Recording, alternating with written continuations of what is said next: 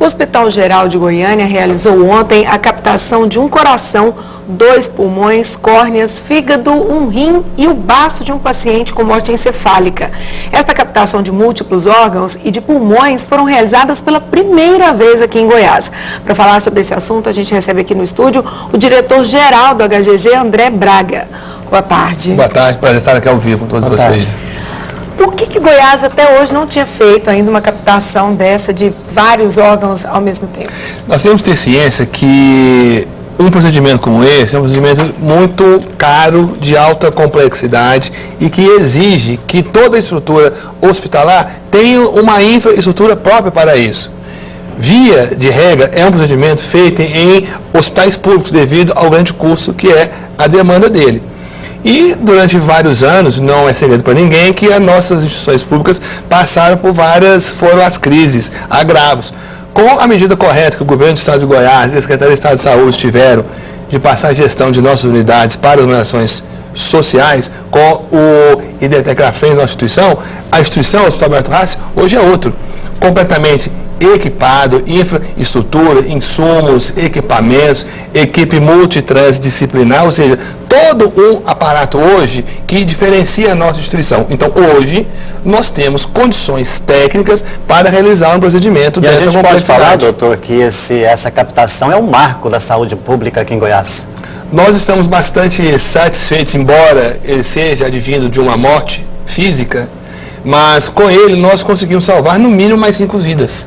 Porque, para termos ciência, o coração foi para um paciente em Brasília, os pulmões para um outro paciente em Brasília, o fígado foi para um paciente no estado do Rio de Janeiro, o rim e as córneas ficaram para o estado de Goiás. Então, ou seja, nós podemos salvar no mínimo 5 vidas de outros seres que têm doenças crônicas degenerativas que limitavam o seu dia a dia. E se não tivesse essa unidade aqui em Goiânia, no HGG, essa disponibilidade não seria possível? Vale ressaltar que, embora nós tenhamos outros hospitais em Goiânia que também são referenciados e credenciados para captação de órgãos, a única unidade pública do Estado devidamente referenciada, credenciada e qualificada para tal ato, hoje é o Hospital Geral de Goiânia, o Hospital Alberto Rassi. E como é que funcionam as centrais de transplantes, doutor? Nós temos a Central Estadual de Transplante, que o nosso Estado de Goiás faz um trabalho brilhante, excelente, e ela faz a divulgação com a criação de núcleos nas instituições hospitalares públicas. Então, e também da rede conveniada. Então, quando há um paciente com suspeita de morte encefálica, você aborda a família, conversa com a família, esclarece a família para a importância do ato de se doar os órgãos e vamos avançando clinicamente para fechar, ou seja, concluir que o paciente está em morte encefálica. Uma vez definido que os outros órgãos estão funcionando, mas o cérebro não tem mais vida e a família concordando, aí nós abrimos o protocolo clínico para retirada de órgãos.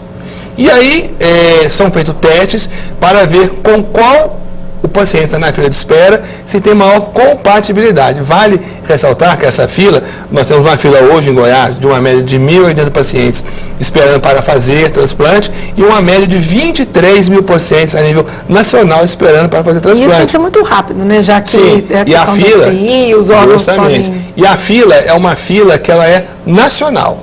Haja visto que o coração teve uma compatibilidade maior com o paciente em Brasília. Os pulmões também em Brasília. Já o fígado teve uma compatibilidade melhor com o paciente no estado do Rio de Janeiro. E tudo isso tem que ser muito rápido, porque os órgãos, quando você retira do corpo, ele tem um tempo médio que ele consegue ficar sem circulação de sangue e de oxigênio. Ou seja, o coração você consegue manter no máximo 4 horas com chances de permeabilidade. Os pulmões em torno de 6 horas. O rim aguenta até 24 horas, já o fígado aguenta no máximo 2 horas, ou seja, tem que ser uma coisa muito rápida e vale nós ressaltarmos também o trabalho brilhante que a PM e os bombeiros fizeram ontem no transporte até o aeroporto. E esse caso teve uma particularidade, né? Porque a pessoa, o doador, foi vítima de acidente e diz que em vida ele já havia doado um rim para um parente. Em vida ele já tinha doado um rim para uma prima, não sei, ou irmã dele. E ele já havia expresso para a família que, se houvesse o caso de ter uma morte encefálica, ele gostaria de doar os outros órgãos. Vale com isso, então, que nós tenhamos sempre em mente que cada vez mais a conscientização popular da importância de doar órgãos em vida é uma atitude nobre, é uma atitude digna e que salva muitas vidas. E uma outra coisa também que eu queria deixar claro, que hoje nós estamos com a nossa instituição com mais 29 leitos de unidade de terapia intensiva abertos. Ou seja, nós estamos praticamente triplicando a nossa quantidade de leitos. Antes tínhamos 10, agora passamos para 29 e vamos chegar a 40. Com isso, a nossa instituição cada vez se qualifica, se prepara mais para poder fazer procedimentos dessa complexidade. A gente percebe, diretor, que muitas pessoas têm o desejo, né, a vontade de doar órgãos, mas tem um certo receio ainda por parte de muitas pessoas no caso da morte cerebral. Os exames hoje, eles são confiáveis, eles atestam realmente essa morte cerebral? As pessoas não precisam ficar tementes, né, nesse caso? Isso é importante dizer, porque uma vez que você clinicamente suspeita que o paciente está em morte cerebral ou morte encefálica, nós procedemos a vários exames clínicos, exames de imagem, exames radiológicos, que vão confirmar que não tem mais vida no cérebro. E não é só um exame, é um exame, são 2 exames, são 3 exames, em média 2 a 3 exames, para se confirmar e se ratificar que realmente o paciente está em morte encefálica. E é importante dizer que, embora o cérebro não tenha mais vida, nós mantemos o corpo em perfeito funcionamento.